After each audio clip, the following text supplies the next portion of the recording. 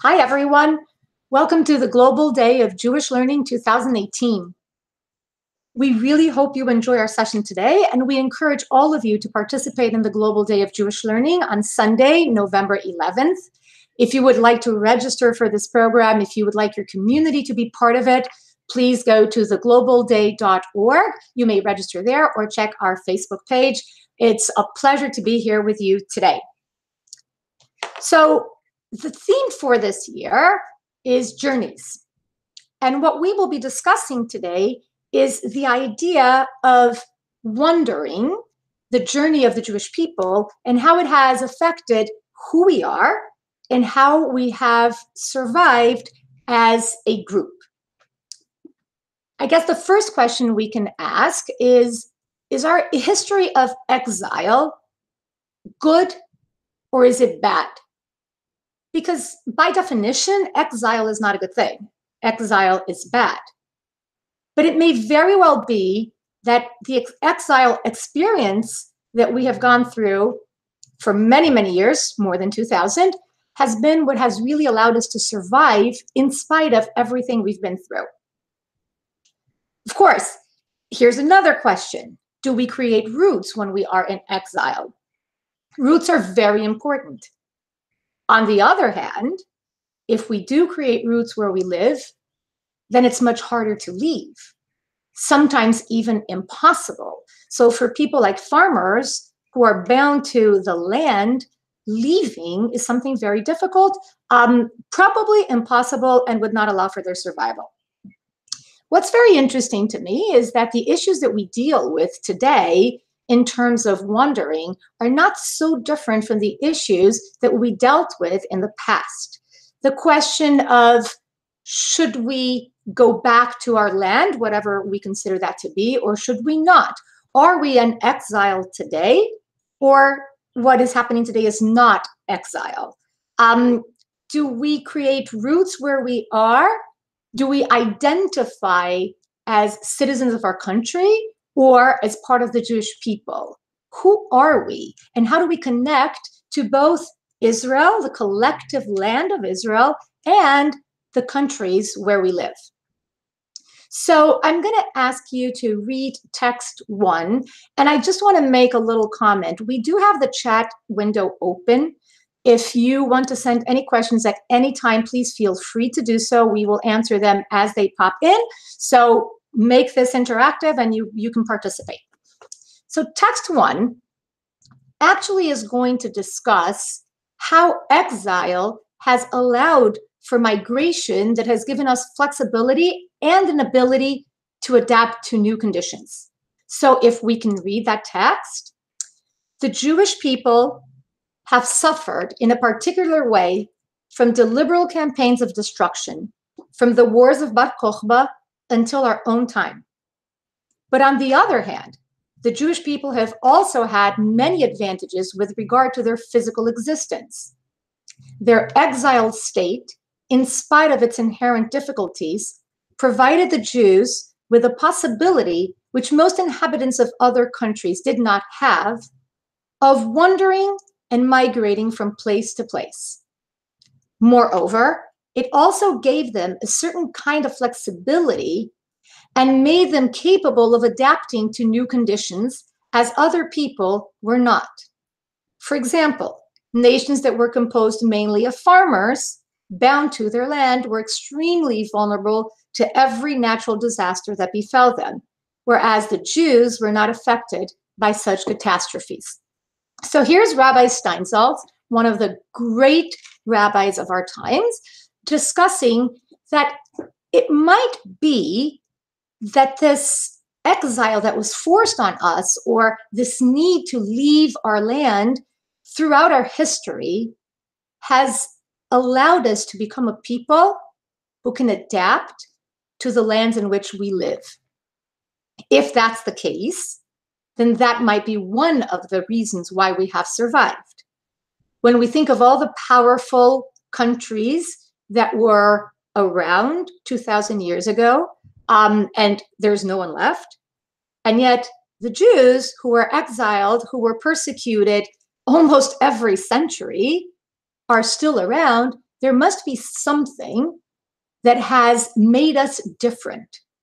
And it's probably a combination of things, not just one thing. But as Rabbi Steinsaltz says, one of these things was that we had to learn how to live in exile. We had to learn how to migrate from one land to the other. And we had to learn how to remain connected in some way to that land of Israel or to something else that that land represented, which we will see shortly. So let's talk about the first time we were exiled. To be very honest, the first exile of the Jewish people in general was when we went to Egypt, to Mitzrayim, and became slaves in the times of Joseph and what happens after Joseph dies. But we're looking at after we had conquered the land of Israel. So the land is already ours. The Jews have gone into the land, have created their own nation, so to speak. And in the year 586, the first temple is destroyed, and Jews are exiled to Babylonia. So at that point, we have a prophet, Jeremiah, who is going to relay to the people what God is telling him to say. So if we look at text 2, and I will just point out that the bold text is the English translation of the original Hebrew text, and the non-bolded text is Rabbi Steinsaltz's commentaries that he adds so that we can better understand what the text meant. So here we go with text 2. For so said the Lord, for at the completion of 70 years of Nebuchadnezzar's empire to Babylon, I will remember you, and I will fulfill for you my good word to restore you to this place. For I know the designs that I am devising in your regard, the utterance of the Lord, designs of peace and not for evil, to give you a remnant and hope. I want you to prosper and thrive. You will call me, and you will go, and you will pray to me, and I will listen to you. You will seek me, and you will find when you search for me with all your heart, and I will be found for you. I will make myself available to you and will answer you, the utterance of the Lord, and I will restore your returnees to their former status, and I will gather you from all the nations and from all the places to which I banished you, the utterance of the Lord, and I will restore you to the place from which I exiled you. Now is your opportunity to return to God and worship him with all your heart. So let's talk a little bit about what these people are feeling.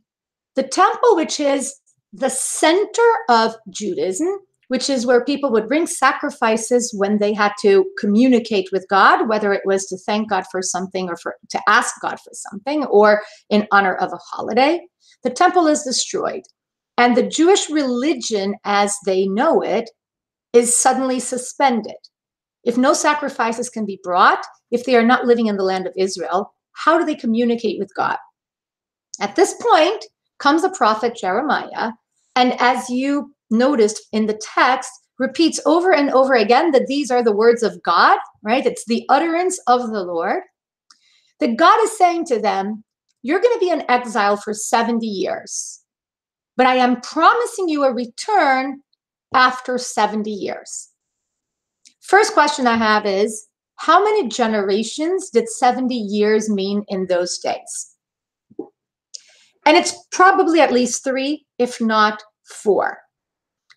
Question being, after 3 generations, how likely is it that the younger generations remembered Israel? Even if they did remember Israel, how many of these new people, members of the new generations, considered Israel to be their home? Or had Babylonia become their home? Now, if they are being told by the prophet that they will be returning, how does that affect their connection to where they are? So imagine you're living in a place and you're told from the very beginning, you're going to be here for 10 years or 70 years, but after that, you're going to go to a different place. How does that affect our relationship to that piece of land. Do we actually want to create roots? Or would we think, why am I going to create roots here if I'm going to go back in 70 years? This is an important test. This first exile is a very important test for the Jewish people in general. Can we survive separate from the land? In general, kingdoms survive related to a piece of land. You take the people out of their land, you kick them out, and they do not remain united as a people. So that is the first time that we really have to deal with this as a community, as a people. What's very interesting is if we look at text 3. Text 3 also comes from the book of Jeremiah, and I just want you to notice that text 3 actually comes before text 2. So text 3 is Jeremiah chapter 29, verses 4 to 7, and text 2 comes after that. It's Jeremiah 29, 10 to 14. So let's read text 3. So said the Lord of hosts, God of Israel, to the entire exile that I exiled from Jerusalem to Babylon. Build houses and dwell in permanent residences and plant gardens and eat their fruit.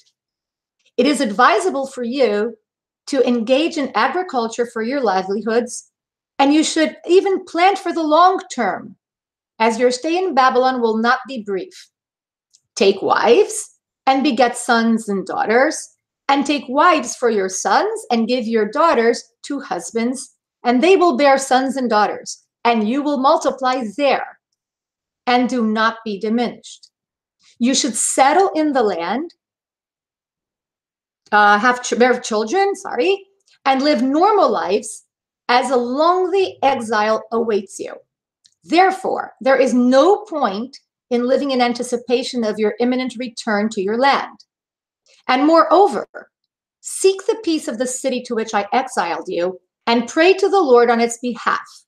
You are now citizens of another state, and you must pray for that country's welfare, as in its peace there will be peace for you. Why would Jeremiah, in the name of God, be telling the people, even before he promises them to return, that they should go ahead and make themselves a new home in this place of exile? Why would God want us to so intensely adapt to the outer society in which we were now living, to the point that we are supposed to almost intermarry? It doesn't say there that we are supposed to only marry our own. So this idea that we will become part of this other society, Babylonia in that case, that we will participate in the life of the country to a point that we ask for peace, because we know that if that country doesn't have peace, then we will not be at peace, seems to indicate that God wants us to create some kind of roots in this place, or at least to understand that even if there will be a return during the period of exile, we should not be dressed in sackcloth, mourning and crying. We should make a positive lives for ourselves. Question being, if we adapt to the outer society, how will that affect the Jewish identity? We have heard many times people saying that when assimilation happens, we are at risk. It seems that Jeremiah and or God, depending on who we think is speaking, doesn't believe in that. On the contrary, they believe that by integrating into society, we might actually be better prepared to remain as a community. Interestingly enough, I'm not sure that there is that much difference between this in those days and today. So were the Jews of those days who were living in Babylonia, were they Jews living in Babylonia, or were they Babylonians who happened to be Jewish? And that's a question we encounter in our lives frequently.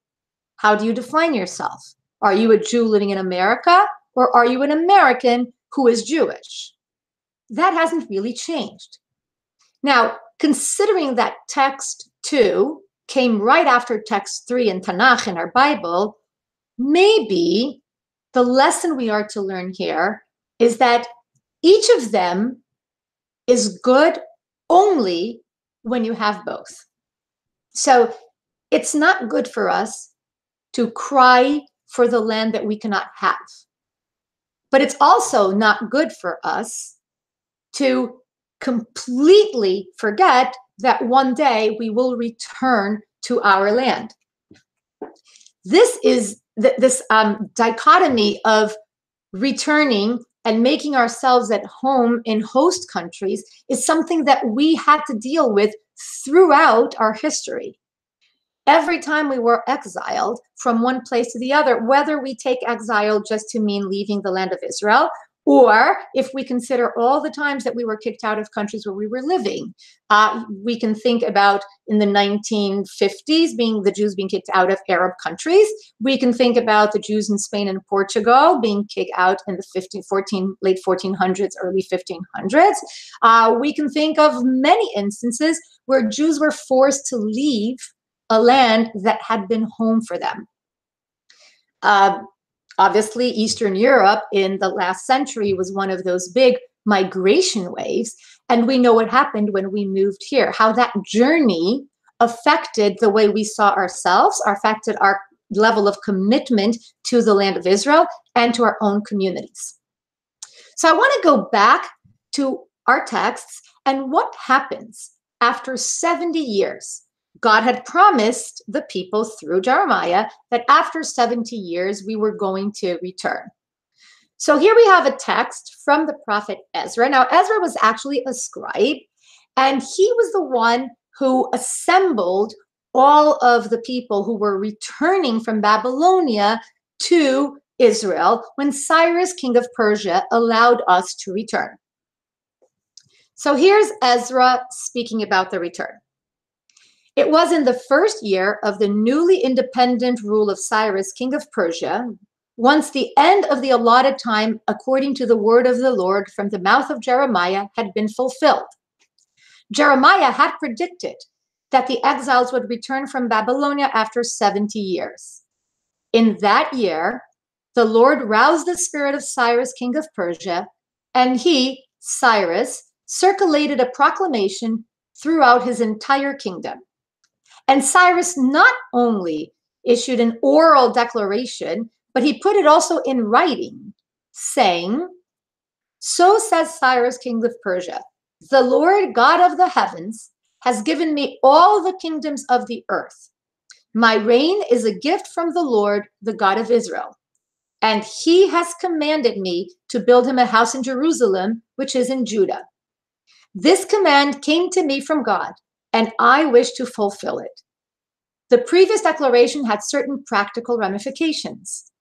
Any among you from his entire people, that is God's people, right? The people of the God of heaven, the Jewish nation, may his God be with him, and he may go up to Jerusalem, which is in Judah, and build the house of the Lord God of Israel. He is the God who is in Jerusalem. Cyrus did not decree that all Jews must go back to their land. Rather, he called upon those Jews who felt as he did that the temple should be rebuilt and invited them to arise and travel to Israel out of their own desire. Whoever remains from any place where he resides, let the people of his place load him with silver, with gold, with goods, and with livestock, along with a gift to the house of God that is in Jerusalem. So Ezra is speaking about the return, but it seems that Ezra is telling us that not everybody returned. So there's a big question here. They were exiled. They were upset that they were not in Israel. 70 years go by.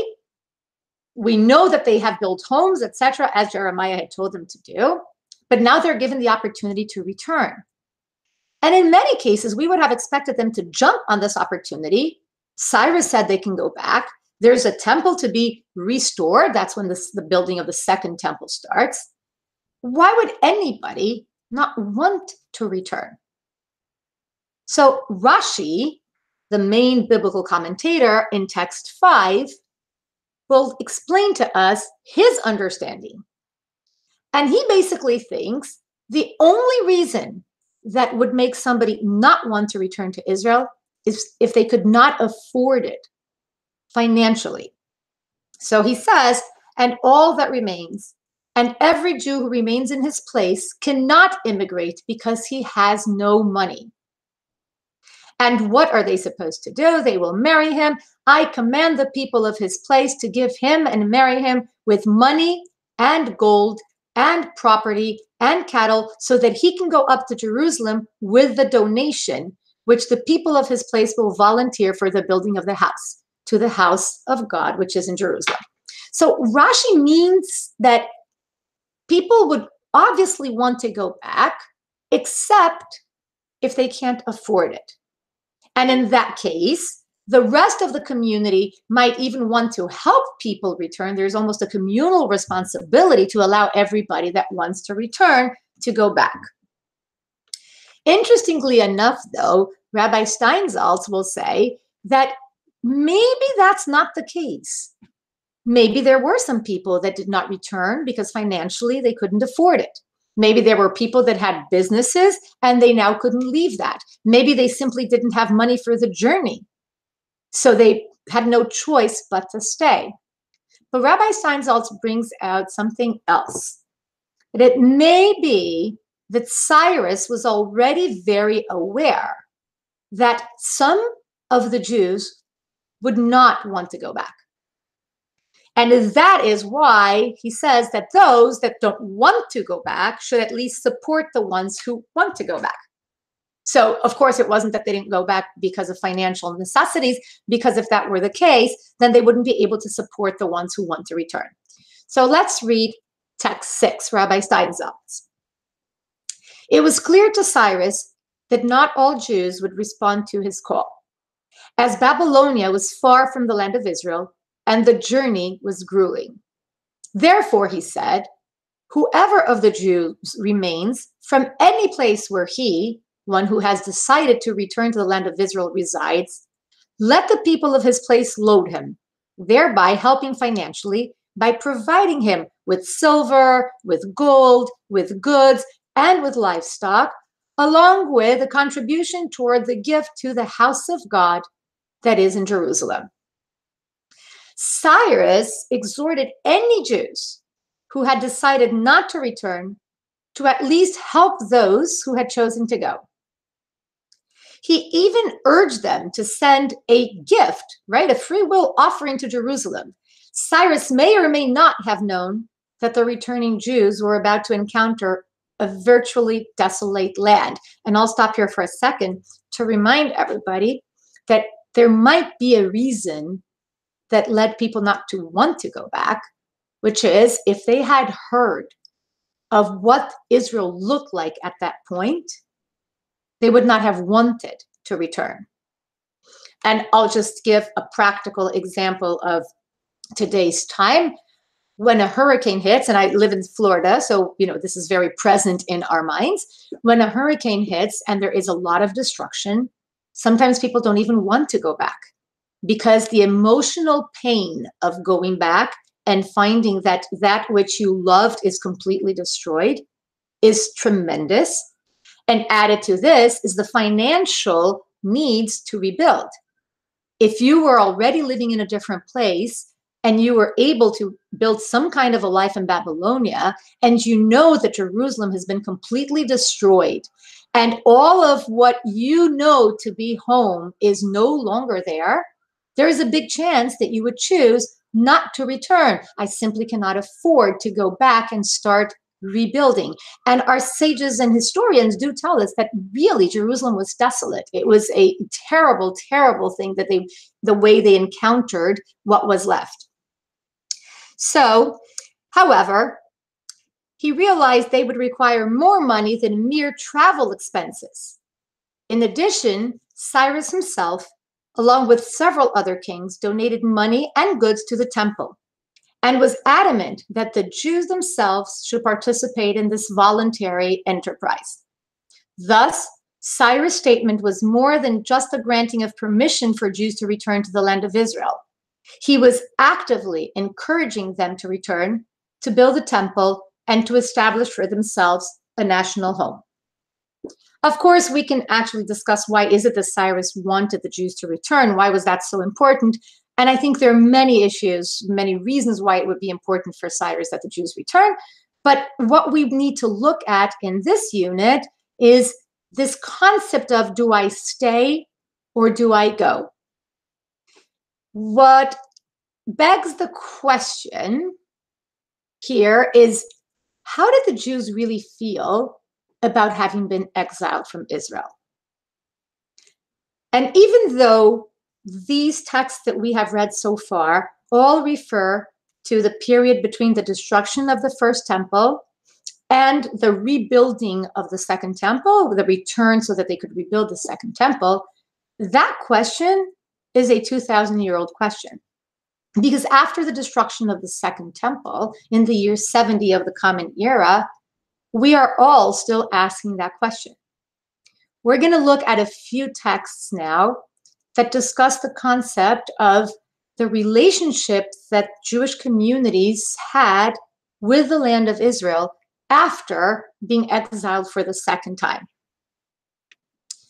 If we look at text, Yehuda Halevi's text, which is text 7, this is a very well-known poem written in 11th century in Spain.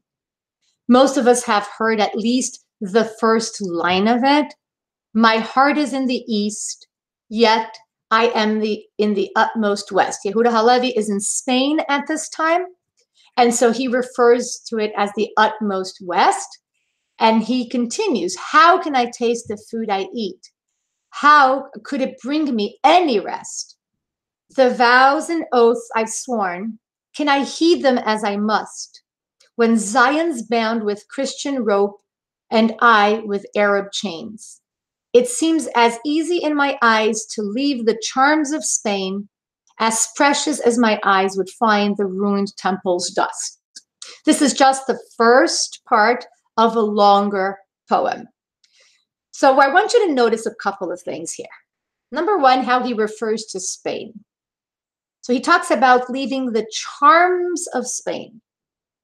Even though Yehuda Halevi is saying that he would happily leave Spain, he seems to be contrasting the richness, the beauty of being in Spain to the destruction, the dust of the temple in Jerusalem. And Yehuda Halevi ended up going to Israel after he wrote this poem and passed away shortly after he arrived. But when he was writing this, he had never visited Israel. So you see, here's somebody that had no connection, physical connection to the land of Israel.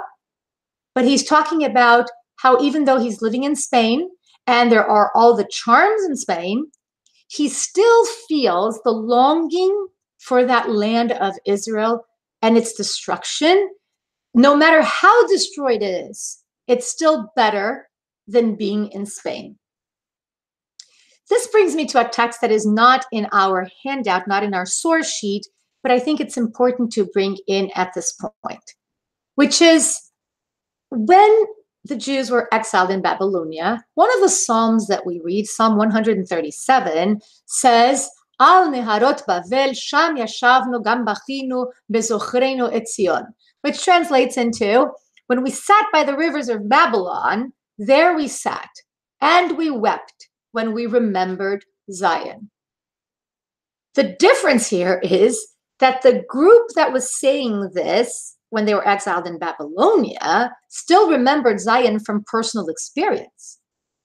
What's happening with Yehuda Halevi, this is 11th century, so we're basically talking about 1,000 years after we had left the land of Israel. And yet, he has this tremendous longing for the land of Israel, for Jerusalem, and he really wants to go back. How can I enjoy being here in Spain when I know what's going on in Jerusalem? Most of us have been taught that this is how Jews always felt, that they always felt that we were in exile, that they always felt that where we were never could even start to compare to being in Israel, to being in the Holy Land. We use this term, the Holy Land. But the truth is that what we're going to look at now are a few texts that might make us rethink how people really reacted to being outside of the land of Israel. So if we looked at text 8 and text 9, I want to read text 9 first, and then I'll read 8. Text 9 is from Rabbeinu Tam. Rabbeinu Tam is actually Rashi's grandson, one of Rashi's grandsons. And he said, "For out of Bari shall go forth the law and the word of the Lord from Otranto." So a couple of important things here. Number one, when he says the law, if you look at the Hebrew, it is Torah.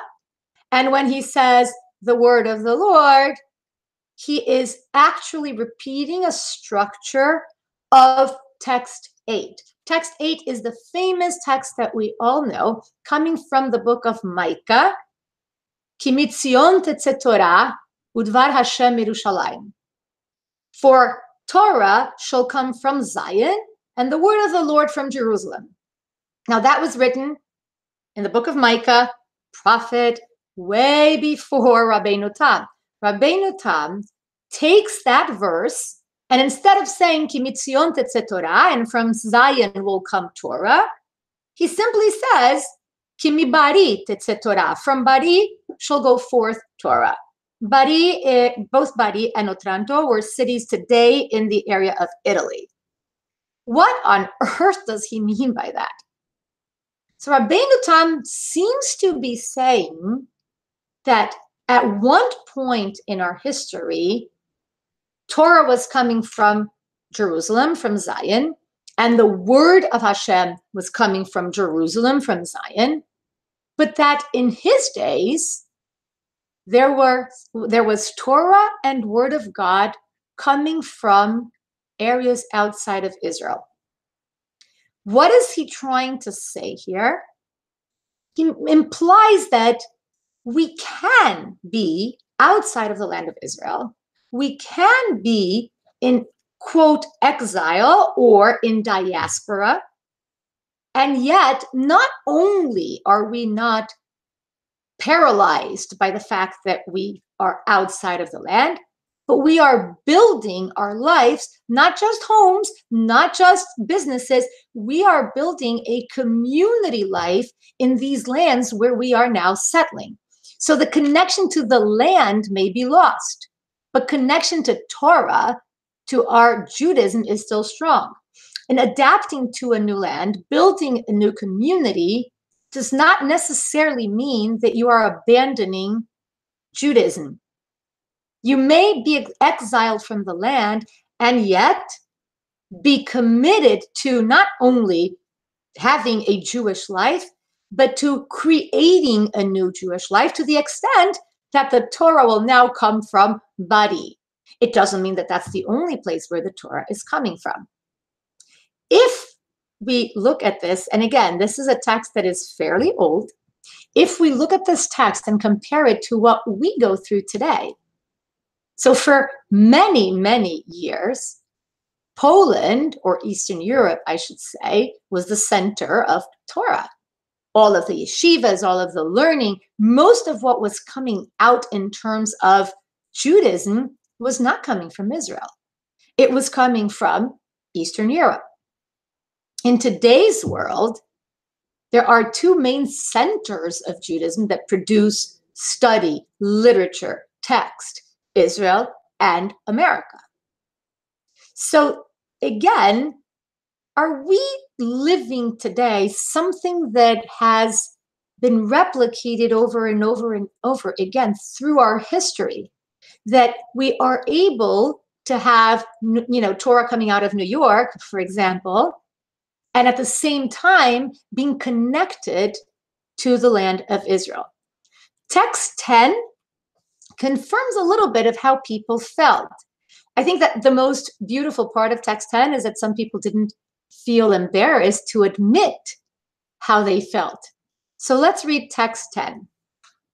In 1526, in Siena, Italy, the banker Ismael Darietti whose home is described as a sanctuary for Torah and science, was visited by the messianic adventurer David Houvini, to whom he offered hospitality, but no financial assistance for his project. Reuveni reports, "I said to him, 'What do you want? Jerusalem or to stay where you are?' And he replied, 'I have no desire for Jerusalem, and neither will or craving except for Siena.'" This text can be very troubling at some levels. How is it that somebody can actually say, "I have no desire for Jerusalem"? However, please note that this is the same person that is described a few lines above as the one who had a house, which was a sanctuary for Torah and science. So it's not that he is not connected to Judaism anymore. It is not that he says, "Oh, please leave me alone. I just want to live my life as an Italian." What he says is, "I am a very strong, committed Jew who prefers to be where I am than to be in Jerusalem. I am not longing for Jerusalem." These texts seem to indicate that as long as the people, as long as the Jews remained connected to Judaism, and as long as they remained connected to communities, then the assimilation was not necessarily that bad. When I say assimilation, I do not mean anything but living within a larger society, which seems to be exactly what Jeremiah was saying way back there when he said, you should marry, your children should marry here, you should build homes, you should be building businesses, build a community. You're only going to be here for 70 years. But while you're here, build a community, do something productive, connect. And that seems to be something that we have done over and over again. So the Jews in Babylonia did that as much as the people in Rabbeinu Tam's time or the people in 1526 in Italy were doing. They were not able to be in Israel. They had not forgotten Israel, and yet they had been able to make new homes for them. The question then becomes, is this something positive or is this something negative? We have heard during the 20th century a lot of discussion in America about assimilation, about the fact that Jews are very comfortable in America and they make their homes here, and this is bad. Truth is that it might not be that bad. Truth is that today we can pick up and go to Israel if we so desire. Even if we have difficulties making Aliyah is not easy to make on a financial level, on an emotional level, but we are allowed to. It's almost as if there is a new replication of the situation with King Cyrus, who says, okay, guys, you can come back. We are now allowed to go back. And how many of us really wanted so badly to go back that we packed our bags and went? Some did. Many chose not to. Those of us who do not live in Israel are not there by choice. The younger generation, many people have made Aliyah, have chosen to make Aliyah, and many people have decided that that's not for them. And there is Torah, there is active, vibrant, passionate Judaism coming out of different places in the world, whether it be Great Britain, United States, France at some point. There has been an incredible amount of Torah coming from outside of Jerusalem. What does that mean for us as a people? Well, how does that impact our lives, our journeys? What do we take out of this experience? Text 11, again from Rabbi Steinsaltz, says, in all the years of exile and wandering, Jews had to make peace with their inability to be masters of their own fate in many areas of life. But their exile was not complete because they did not regard themselves as inferior. As long as they retained and nurtured their inner core, Their spiritual life not only consoled them, but also served as their homeland, a refuge that could be neither harmed nor diminished. It seems to me that what Rabbi Steinsaltz wants us to think about is that for Jews, a spiritual life can actually bring us a sense of homeland, even if it's not connected to a specific piece of land. That our journey as the Jewish people throughout all of these 2,000 years of exile has been composed of both physical and spiritual aspects. That as long as we have some kind of grounding of roots, whether those roots are to a land, Israel, or to a sense of belonging, we survive. So even though we may have been removed from Jerusalem for 2,000 years, we are still here and we are still strong. And Rabbi Steinsaltz, going back to the first text that he had written and we read, text 1, actually seems to indicate that it's exactly the fact that we had all of these journeys, this concept of wandering that has never really ended, that has taught us resilience and has shaped our understanding of what it means to be Jewish. It is the fact that we never really were able to guarantee that we could stay in a land, that we would forever be there, whether that was Israel or Europe or America. It's exactly that dichotomy between creating roots here, but knowing that I might one day have to leave, that has allowed us to survive. This is an incredibly interesting concept because most people don't really understand how that applies to our day unless they are fairly close to generations that were wandering. So, for example, children and grandchildren of Holocaust survivors understand that a little better. That there was, and only because they were told by their ancestors, their parents or grandparents, that you never know when you will have to leave again. People that have been in the United States for 3 or 4 centuries don't experience that in the same way. So I have a question this. Are the Jews, I have 2 questions here. Are the Jews still a wandering people? Let me answer that first by saying that I think we are by choice, meaning we are allowed to go wherever we want, but we are not all in the same place. We move around. Jewish families move a lot, not just because of work, but because some decide to make Aliyah and go back to Israel, others decide to go to other places. We are still wondering. The question is wandering good or bad? And is it forced or is it a personal decision? And I think that what allows us to be a wandering people in great part is the fact that there are Jewish communities in many places. So if I had to leave now and go to a distant land with no connection to Judaism, I'm not sure I would be able to do that. A lot of the Jews, first thing they do when they move to a different place is they find a Jewish community so that they can connect to it.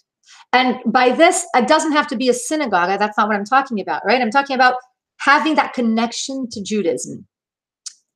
I have another question here. What is the difference between a wandering people and a longing people?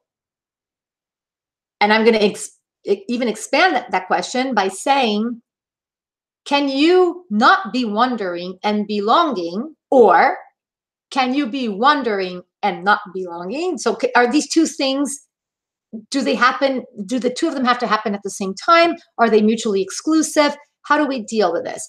Wandering just means that we're not all in one place. We are all connected somehow, but we are still in different areas. We don't have our one land, one kingdom.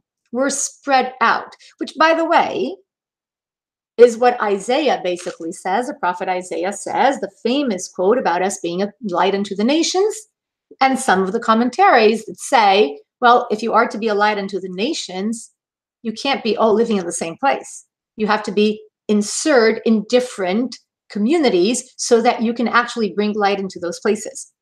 So can we be established in a place and still long for our land? Yes. Does the longing today look like the longing of exile? I think there are people that will say yes and people that will say no. But regardless of how you feel personally, we do have the option of going back to Israel. So if you really long for the land of Israel, you can go back. But now comes the next question. When we say that we longed for Israel, did we long for the establishment of a nation in that piece of land? Or are we talking about going back to something that we do not have in this day and age? Do we think of going back of this longing as I want to see the temple rebuilt and I want to go back to how it was in the biblical times? Or do we think of having a country like Israel that is very modern and that does things that are very different from what the biblical days looked like? So each of us will have a different answer to that. There are some people that will say, no, I was just longing to get the land back. And in that case, we have it. We have a country.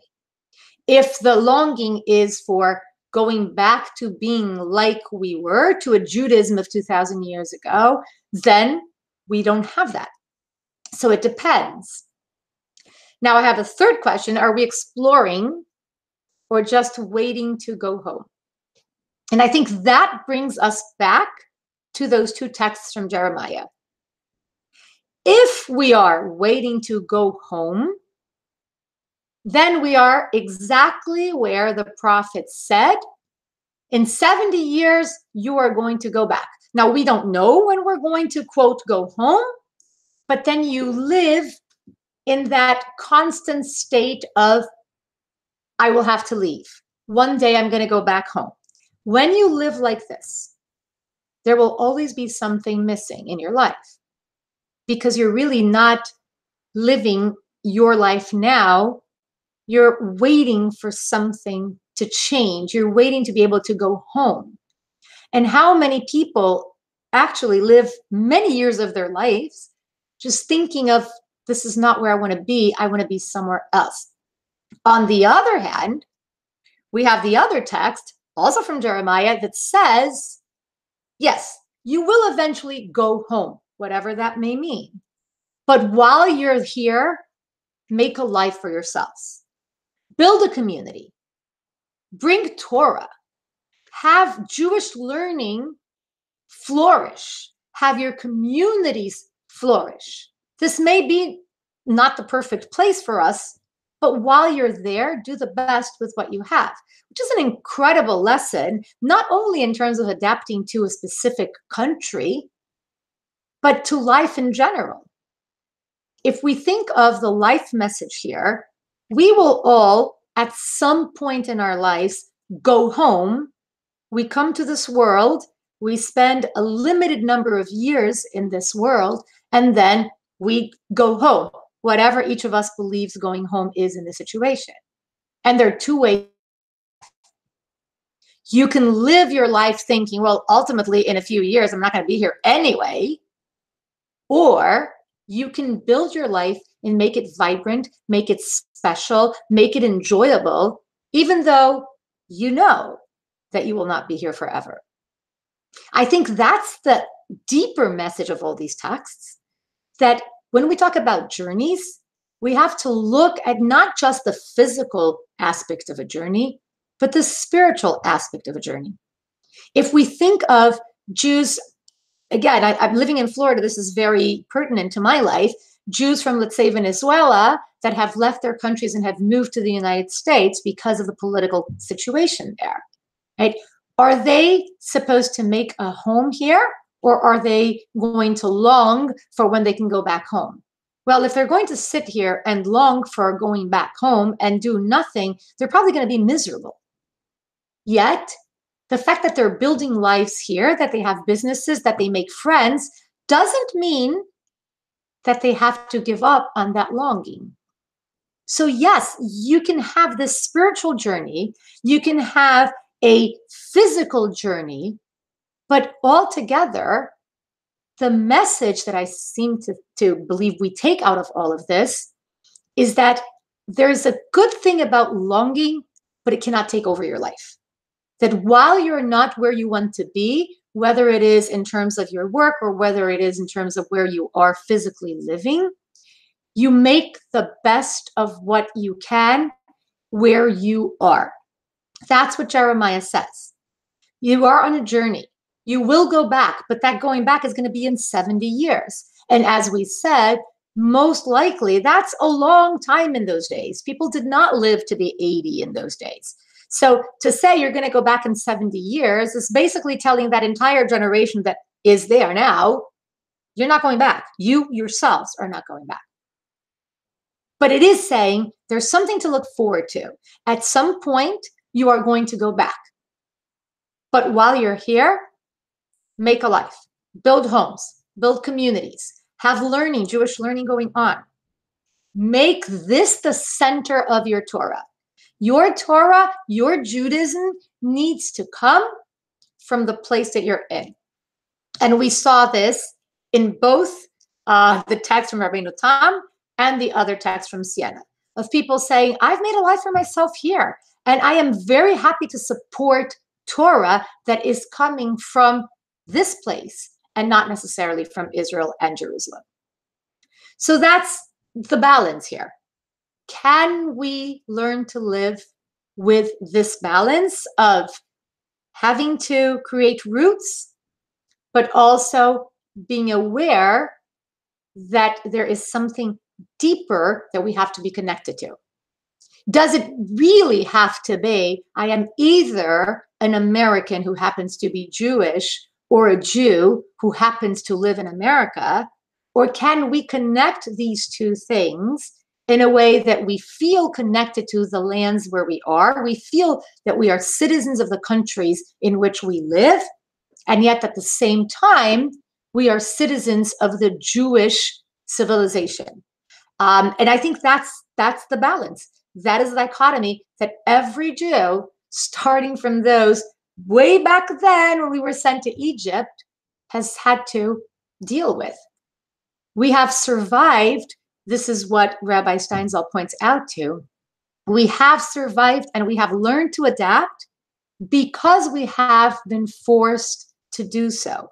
Had we not had our experiences, we might not have learned how to survive.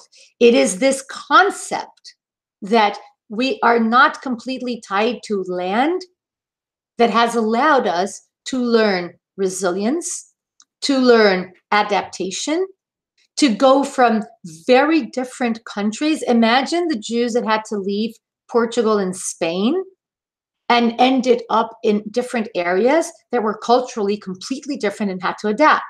Imagine the Jews that left Eastern Europe in the 1930s and ended up in South America or in New York with a different culture, a different language, a different everything. And they were able to adapt without losing the sense of commitment to the Jewish land and to the Jewish community as a whole. That's the main point that Rabbi Steinsaltz makes. That it was exactly because we had to learn how to live in exile or in a diaspora that has allowed us to continue living as a group of people who grew in spite of the lack of a land, that still is connected, even though we disagree on so many things, but there's still this connection to the land, a connection to the community, a connection to the religion. It's both a physical and a spiritual connection. If there are no more questions, I would just want to remind everybody, Global Day of Jewish Learning, November 11th. Please, Ask your communities to participate in it. This is an incredible chance to participate in a worldwide Jewish Learning Day. The fact that Jews of all walks of life in all different countries, all different areas of the world get together in one day to learn is something that is fantastic. Talk about connecting to communities. And also, please note that this recording and all of the material from the Global Day of Jewish Learning will be available even after the day on our website, on our Facebook page. Repeating again, the website is globalday.org, theglobalday.org. And we hope to see you at some of our other classes. It was really a pleasure learning with you today.